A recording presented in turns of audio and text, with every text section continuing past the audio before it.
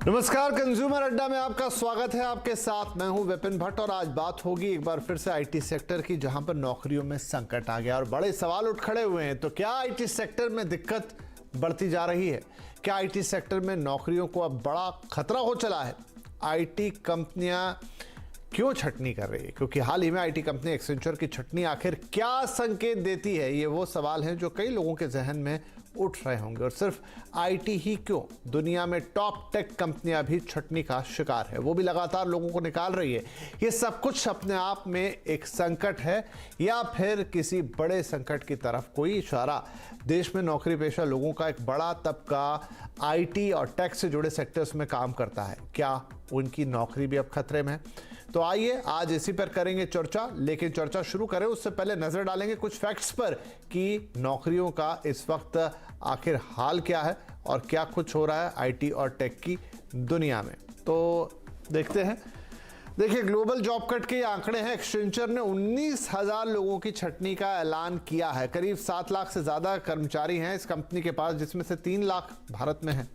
2023 की बात करें तो 1 लाख से ज्यादा छटनी हो चुकी है। अभी 3 महीने गुजरे हैं इस साल को शुरू हुए, वो भी पूरी तरह से नहीं, और 1 लाख से ज्यादा लोग निकाले जा चुके हैं। 2023 में 334 कंपनियों ने छटनी की कैंची चलाई है।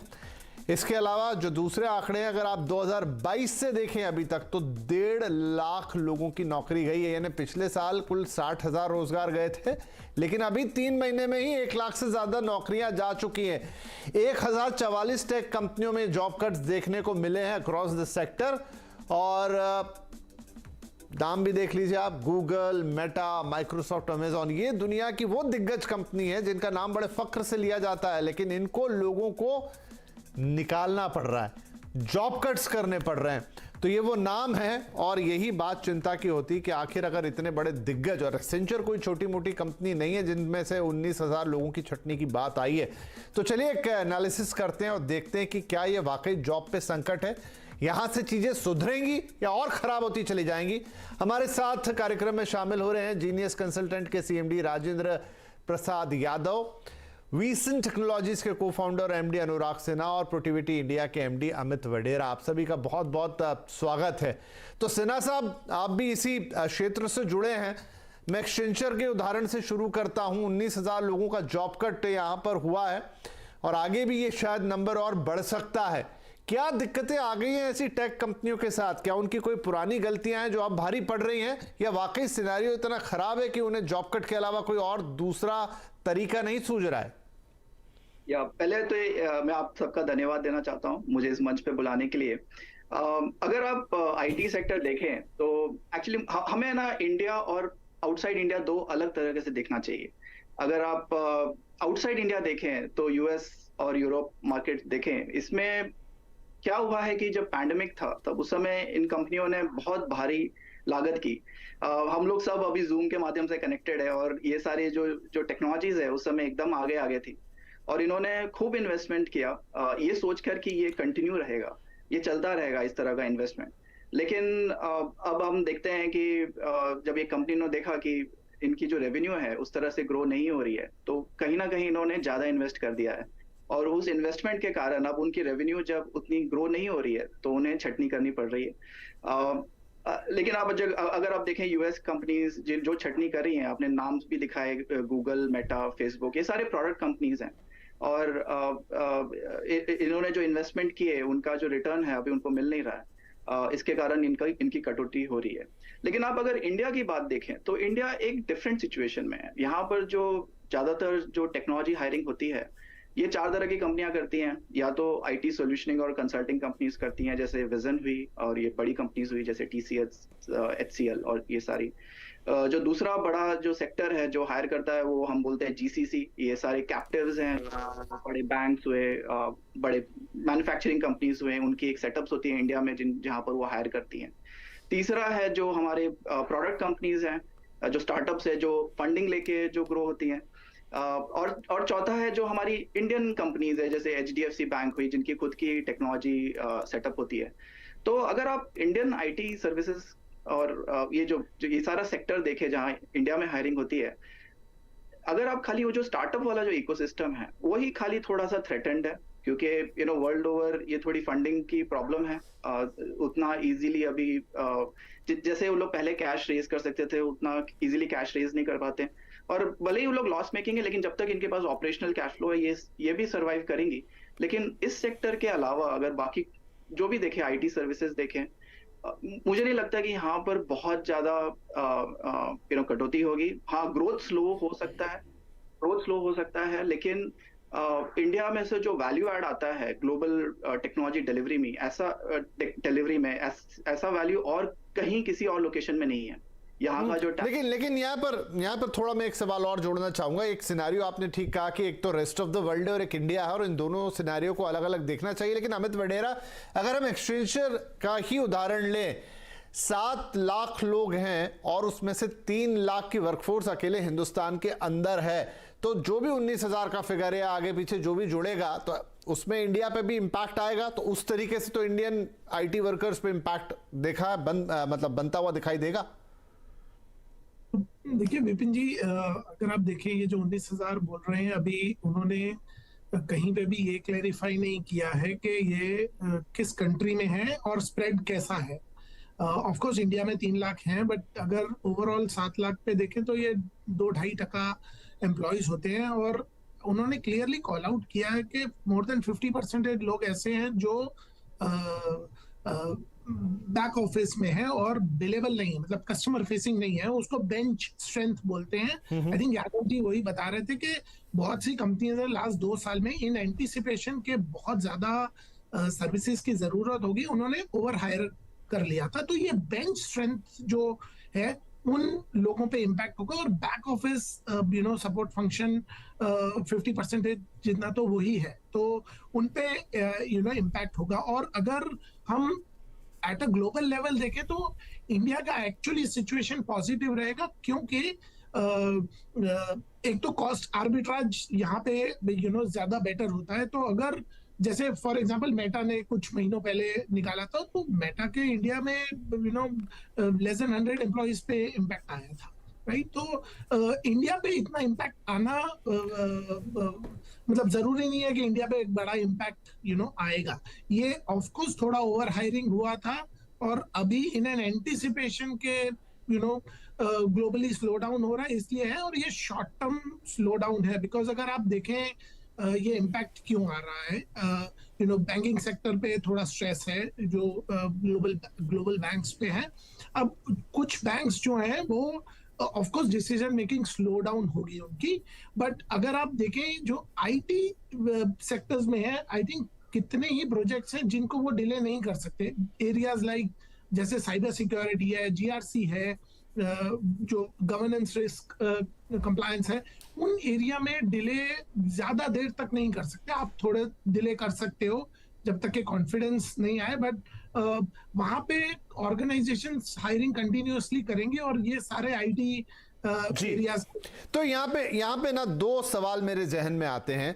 एक तो ये कि थोड़ा और इंडियन सिनेरियो की तरफ भी जाता हूँ। राजेंद्र जी, ये सवाल आपसे होगा कि ऐसा नहीं है कि सिर्फ हम एक्सचेंजर की बात करें या मेटा या फिर गूगल इनकी बात करें, कई इंडियन आईटी कंपनीज भी हैं, मैं नाम यहाँ लूँ तो भी कोई दिक्कत नहीं है। वैसे जिन्होंने बेंच पे जो लोग लिए थे, जिसके अभी अमित जी बात कर रहे थे, उनको ऐसे लेटर्स भेजे कि अब हम आपको इतने पे तो हायर नहीं कर सकते, लेकिन इतने पे आ जाइए। टॉप 4 में से एक कंपनी थी, ठीक है। और यहां पर भी आज से 6 महीने पहले सिनेरियो ये था कि अच्छा आप 15 लाख पे काम करते हैं, चलिए 30 लाख पे आ जाइए।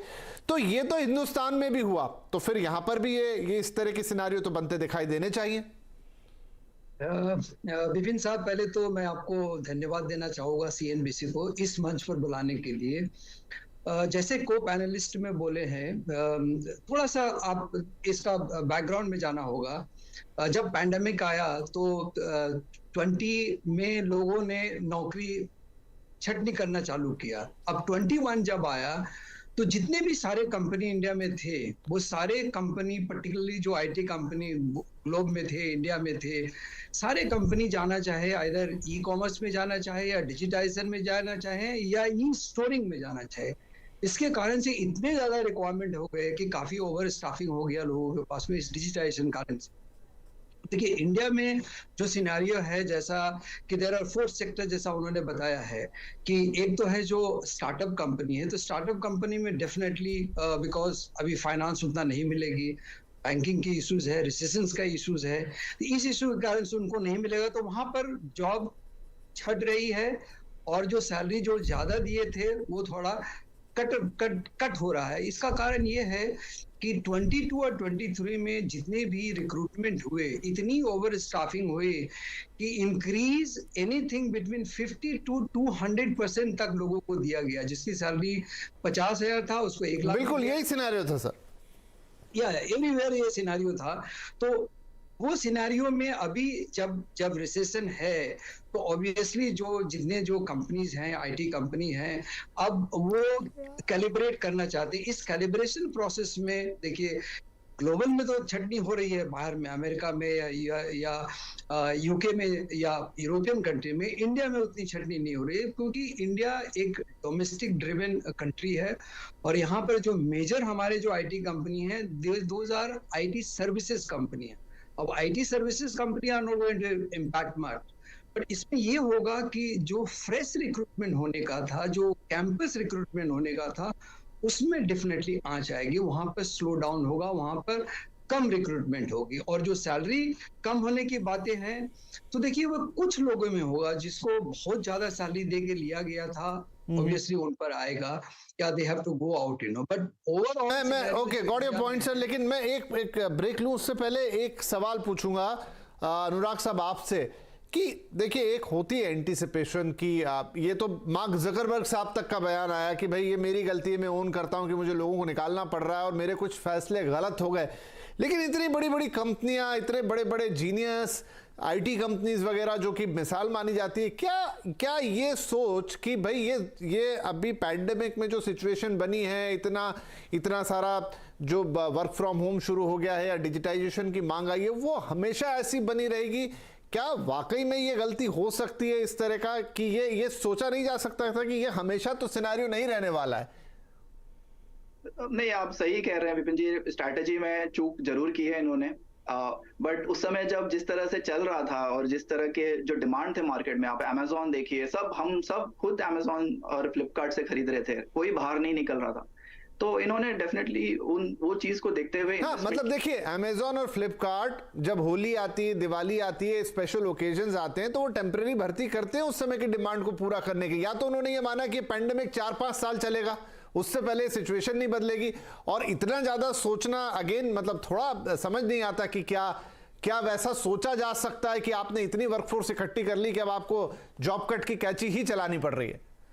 ये होती है बड़े और जो बड़े बड़े कंपनियों में, जब सब कनेक्टेड नहीं होते एक दूसरे से, तो ऐसी ऐसी चीजें हो जाती हैं जहां पर बस डिमांड है तो आप हायर कर लो और बाद में आप एक्चुअली ये भी मैंने बहुत देखा है कि लोग हायर हो गए और उनको पता भी नहीं कि क्या करना है, और वो बराबर से ना वो प्रोजेक्ट पे आए हैं ना वो डिप्लॉय हुए हैं, तो आप खर्चा कर रहे हैं और आपकी रेवेन्यू उस तरह से बढ़ नहीं रही है, तो प्रॉब्लम तो होगी। तो कुछ हद तक ओवर इन्वेस्टमेंट तो हुआ है। चलिए, क्योंकि पूरा पैंडेमिक इतना अनप्रेसिडेंटेड था, किसी को कुछ नहीं पता, तो वहां पर जो डिसीजन मेकिंग हो गई वो भी अनप्रेसिडेंटेड हो गई, जहां दुनिया की टॉप कंपनीज इस तरह का गच्चा खा गई और वो एक्सेप्ट भी कर रही है कि हमसे ये हुआ है, बट वही है उसका खामियाजा लोगों को अपनी नौकरी से भुगतना पड़ रहा है। एक छोटा ब्रेक लेंगे, ब्रेक के बाद जो एक सिनेरियो अभी शुरुआत में आया कि भाई भारत के लिए स्थिति अलग है, तो थोड़ा भारत के लिए और बात करेंगे कि यहाँ के जो लोग हैं उनके लिए क्या मौके बन रहे हैं। थोड़े से जो वर्ल्ड वाइड रिसेशन की बात हो रही है हमारी आईटी कंपनीज का, क्योंकि बहुत बड़ा सर्विस क्लाइंटेज होता है फॉरेन में, यूरोप में, अमेरिका में, तो उसका इंपैक्ट तो यहाँ रिवर्स देखने को नहीं मिलेगा,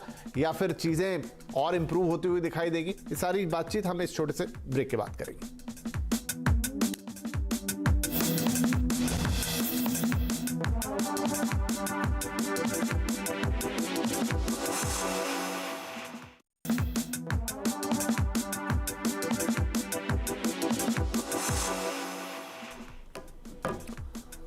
वेलकम बैक। तो आज बात हो रही है आईटी सेक्टर की। ताजा मामला एक्सेंचर का है, जहां 19,000 जॉब कट हुए हैं और इसीलिए आज हम ये चर्चा कर रहे हैं कि आगे क्या आईटी या टेक सेक्टर के लिए मुश्किल भरा होने वाला है सफर। तो ब्रेक से पहले थोड़े से रीजंस में जाने की कोशिश की कि भाई हो क्या रहा है, आखिर ऐसी नौबत क्यों आई, और एक बात ये भी पता चली कि इंडियन सिनेरियो को थोड़ा अलग रख के देखना है। तो वडेरा साहब, अगर अब थोड़ा सा मूव कर जाते हैं इंडियन सिनेरियो की तरफ, तो यहाँ पर भी काफ़ी कुछ डिपेंडेंसी अगर हम खास तौर पे आईटी कंपनीज की कहें तो वो यूरोप पर होती है, अमेरिका पर होती है।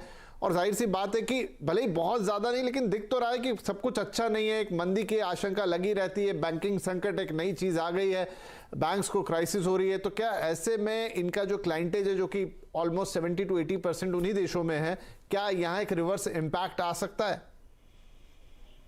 देखिए, थोड़ा स्लो डाउन तो जरूर होगा। आई थिंक ये क्योंकि ये सेंटिमेंट्स की बात है। मतलब इंडिया का इंडिविजुअल कंजम्पशन इतना है, और अभी जो सेक्टर्स पहले आईटी में इतना इन्वेस्ट नहीं करते थे, अभी वो सेक्टर्स में भी इन्वेस्ट होने लगे हैं। अगर आप देखिए तो जितने भी top 10 IT services company India में देखो तो 40% of revenue banking financial services से आता है, और बाकी सब स्प्रेड है मल्टीपल इंडस्ट्री में।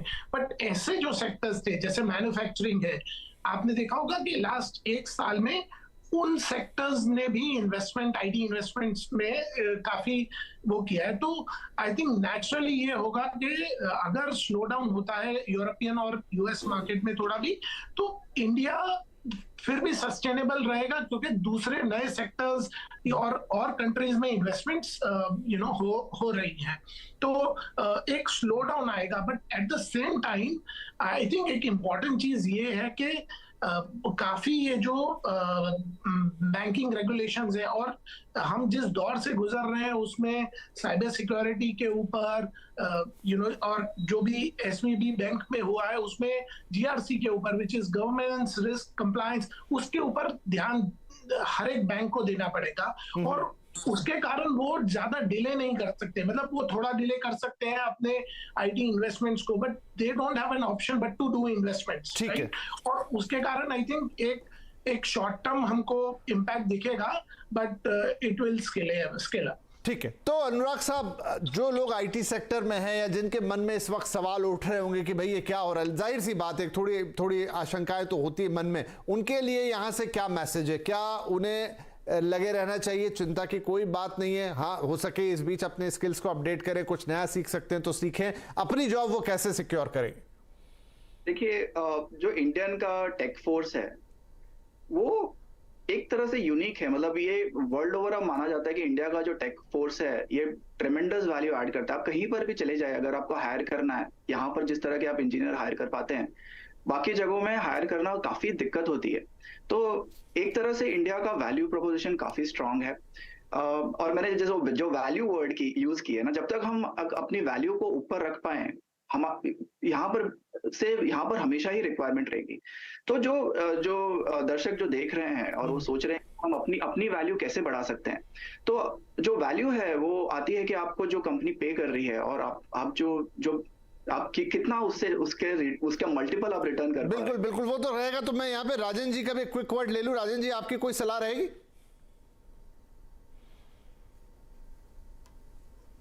राजन जी, आपको मेरा ऑडियो मिला? हेलो, हाँ जी, हाँ जी, हाँ विपिन जी, हाँ जी, मैं यही कह रहा था कि चलिए इंडियन सिनेरियो में आपकी कोई सलाह रहेगी? यहाँ पर बहुत सारे लोगों के मन में भी आशंका आ जाती है ऐसी खबर सुन के जो आईटी और टेक में काम करते हैं। देखिए, अगर इंडिया का सिनेरियो देखें तो हम दो प्रीकर्सर है। एक तो अभी हमारी बजट हुई है और उस बजट के कारण से 5G रोल आउट होने वाली है। There is a heavy investment हमारी होने वाली है इंफ्रास्ट्रक्चर में। तो इंफ्रास्ट्रक्चर में जो इन्वेस्टमेंट होने वाली है, हेल्थ सेक्टर में जो इन्वेस्टमेंट होने वाली है, हॉस्पिटैलिटी में इन्वेस्टमेंट होने वाली है, रेलवेज में होने वाली है, ये सब जो जितने सारे इन्वेस्टमेंट होने वाली है, this will enable lot of jobs, तो हमारे जो इंडियन कॉन्टेक्स्ट में है, they should not worry कि यहाँ पर जॉब नहीं होगी। This is one scenario. Second, अगर हम देखें तो लास्ट जो तीसरी जो हमारी रिजल्ट आई थर्ड सेमेस्टर का, उस रिजल्ट को अगर देखें तो जितने भी कंपनी, चाहे टीसीएस थे, इन्फोसिस थे, ये सारे कंपनी का रिजल्ट में थोड़ा सा मार्जिन का डेफिनेटली कमी था, अदरवाइज रिजल्ट बहुत अच्छे थे। तो ऐसे अवस्था में हमारे इंडियन जो जॉब सीकर्स हैं या जो जॉब कर रहे हैं, they should not be that worried कि उनके ऊपर बहुत इम्पैक्ट आएगा। जो इम्पैक्ट आने वाला है वो बेसिकली स्टार्टअप कंपनी जो है वहां पर थोड़े बहुत जॉब जाएगी। तो इतनी चिंता करने की जरूरत नहीं। गॉट योर पॉइंट सर, क्योंकि थोड़ा मेरा समय का यहाँ पर अब समाप्त हो रहा है, लेकिन गॉट योर पॉइंट तो है, सिनेरियो थोड़ा बहुत इम्पैक्ट आएगा क्योंकि चीजें उतनी स्टेबल नहीं है जितनी एज यूजुअल रूटीन में होती है, लेकिन ऐसी कोई चिंता करने की बात भी नहीं है। और इंडियन कॉन्टेक्स्ट में जैसा सर बता रहे थे अभी के, हमारे यहाँ तो काफी सारे डेवलपमेंट ऑलरेडी इन लाइन है, इन पाइपलाइन है, तो उसका फायदा हमें मिलेगा। और रेस्ट ऑफ द वर्ल्ड से हम उम्मीद कर सकते हैं कि हमारा सिनेरियो उतना या तो खराब नहीं होगा या काफी बेहतर होता हुआ भी नजर आ सकता है, जहां जॉब्स रहेंगे। हाँ, ये जरूर है कि जो एकदम बीच में अनबर्न हाइक्स हमें देखने को मिल रही थी वैसा नहीं होगा और एक बैलेंस सिचुएशन शायद क्रिएट होती हुई नजर आएगी। बहुत शुक्रिया आप तीनों ही मेहमानों का ये बातचीत करने के लिए, और ये चर्चा काफी अच्छी रही। आप सबका बहुत बहुत धन्यवाद।